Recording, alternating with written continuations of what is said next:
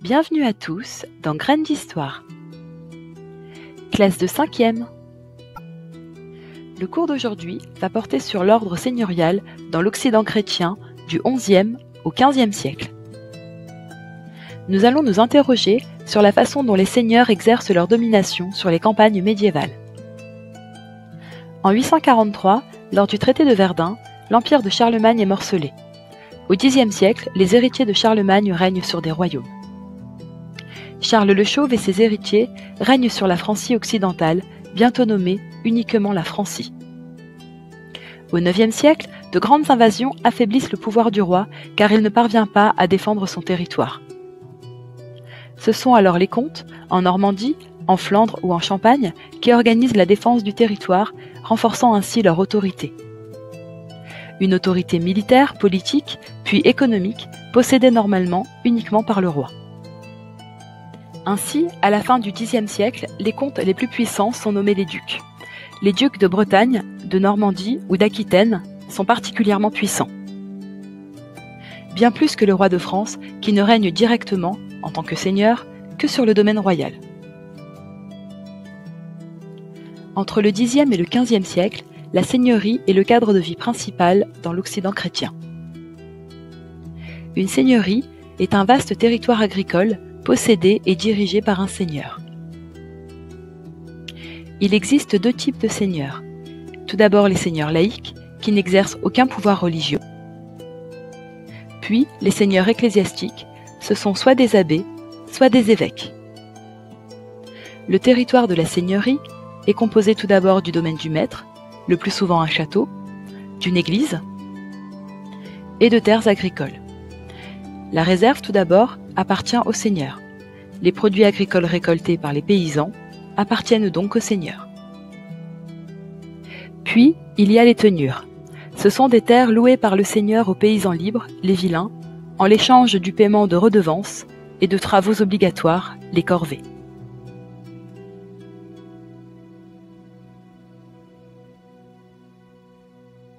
La réserve regroupe les meilleures terres. Les paysans y travaillent gratuitement au titre des corvées. À l'inverse, les tenures rassemblent les terres les moins fertiles. Pour utiliser les bâtiments du seigneur, comme le four, le moulin ou le pressoir, les paysans doivent payer des banalités. En plus des corvées à effectuer et des banalités à payer, les paysans payent deux types de redevances. Tout d'abord le champart, qui est une taxe payée en nature, par exemple une partie de la récolte en blé, puis le cens, qui est une taxe en argent. Ainsi, le seigneur possède un pouvoir économique très important.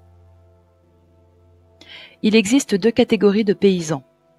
Les vilains sont des paysans libres qui payent des taxes et effectuent des corvées pour vivre et travailler sur le domaine du seigneur. Les serfs sont des paysans non libres, ce sont des esclaves qui sont la propriété du seigneur. Ils ne peuvent pas se marier ou quitter la seigneurie sans l'accord du seigneur. La puissance du seigneur est symbolisée par son château, qui domine le territoire de la seigneurie. Construit en hauteur, il assure la protection du territoire. En cas de guerre, les paysans s'y réfugient. C'est là que le seigneur exerce son pouvoir de justice, qu'il prélève les impôts. C'est là qu'il convoque ses vassaux pour partir en guerre. Il s'agit de l'ost. La société féodale est organisée selon une hiérarchie précise entre le seigneur, nommé le suzerain, et ses vassaux. Au pied de la pyramide, de simples chevaliers se mettent au service de seigneurs, qui eux-mêmes sont les vassaux de grands seigneurs, nommés les comtes et les ducs. Ainsi, les ducs et les comtes sont eux-mêmes les vassaux du roi.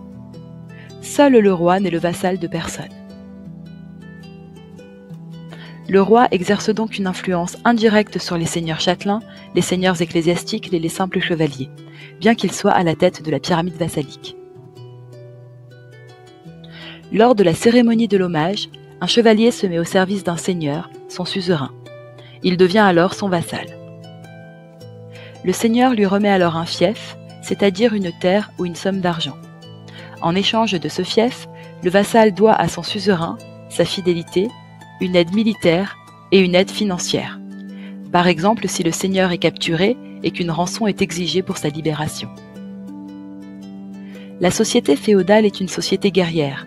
Les seigneurs se font constamment la guerre en vue de défendre ou d'agrandir leur territoire.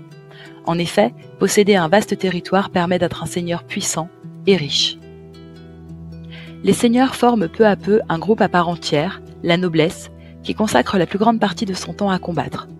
Ils reçoivent une éducation militaire et deviennent chevaliers à l'issue d'une cérémonie nommée l'adoubement.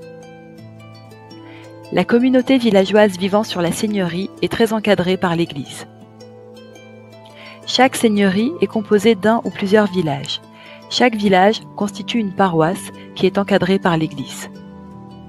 Dans une seigneurie laïque, le seigneur vit dans un château. Il exerce un pouvoir économique, un pouvoir de justice et un pouvoir militaire sur son territoire. Le pouvoir religieux est exercé par un évêque. Dans une seigneurie ecclésiastique, le seigneur est un abbé, qui vit dans un monastère. L'abbé exerce l'ensemble des pouvoirs des seigneurs laïcs, mais également un pouvoir religieux. L'évêque ou l'abbé prélève la dîme, c'est-à-dire 1/10 des récoltes, qui permettent d'assurer la subsistance des membres du clergé. Cette dîme, payée par l'ensemble des paysans, s'ajoute aux taxes et redevances que doivent payer les paysans aux seigneurs. La vie collective des habitants est rythmée par les travaux agricoles et les prières quotidiennes, la messe le dimanche et les nombreuses fêtes religieuses, comme Noël, qui commémore la naissance de Jésus-Christ, ou encore la Pâque, qui commémore sa crucifixion. Au quotidien, les curés encadrent la vie des fidèles, en administrant les sacrements et en guidant les fidèles vers la voie du salut. En effet, les fidèles croient qu'ils seront jugés après leur mort, lors du jugement dernier. Sur ce tympan de l'abbaye de Sainte-Foy de Conques, le jugement divin est représenté au centre. À l'issue du jugement dernier, les bons iront au paradis, tandis que les mauvais iront en enfer. Entre le XIe et le XVe siècle, une profonde transformation des campagnes a lieu. La vie quotidienne des paysans est rythmée par le travail de la terre. Ils travaillent du lever au coucher du soleil et travaillent bien plus au printemps et en été qu'en hiver. Les hommes travaillent principalement dans les champs, tandis que les femmes vont puiser l'eau à la rivière, apportent le grain au moulin et s'occupent des tâches ménagères. Cette vie de labeur est rythmée par les saisons, comme le montrent ces miniatures représentant les travaux agricoles. Le calendrier agricole varie au cours des saisons, ainsi qu'en fonction des régions où vivent les paysans. La plupart des travaux agricoles se font à la main, avec des outils simples, comme la faucille. Seuls les paysans les plus riches possèdent des animaux de trait. Progressivement, les paysans récoltent des quantités plus importantes grâce au défrichement et au progrès des techniques agricoles.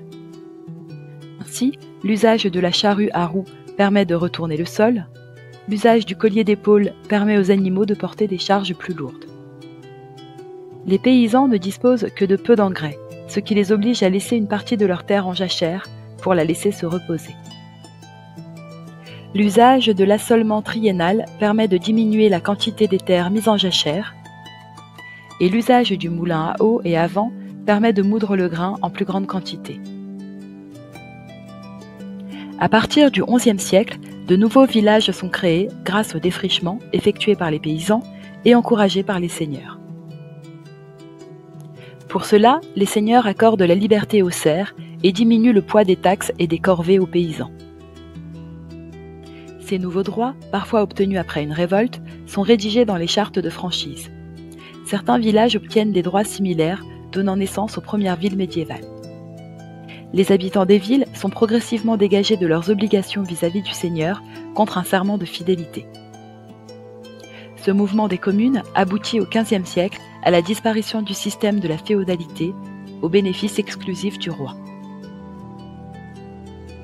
Je retiens. Du Xe au XVe siècle, le territoire de l'Occident médiéval est divisé en seigneuries qui sont dirigées par des seigneurs.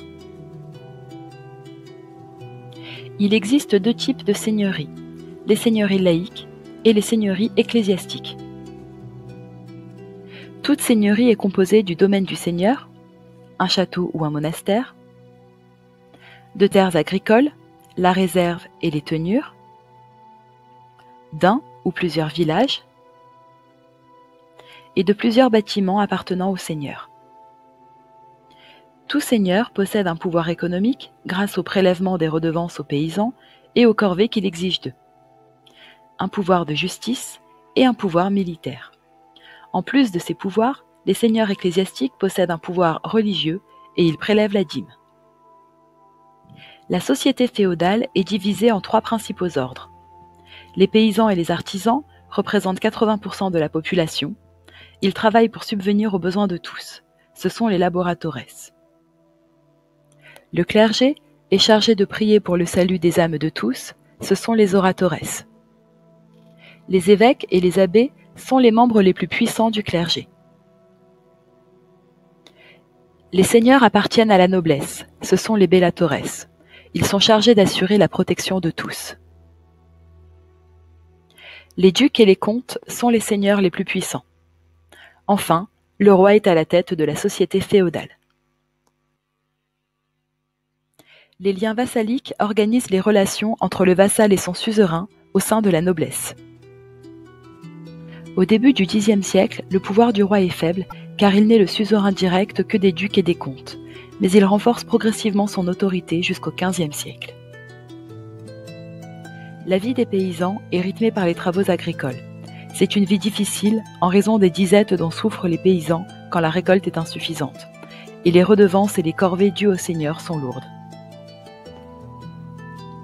À partir du XIIe siècle, les conditions de vie des paysans s'améliorent et l'obtention de chartes de franchise permet de diminuer le poids des taxes seigneuriales. Notre cours s'achève ici pour aujourd'hui. À bientôt pour de nouvelles graines d'histoire.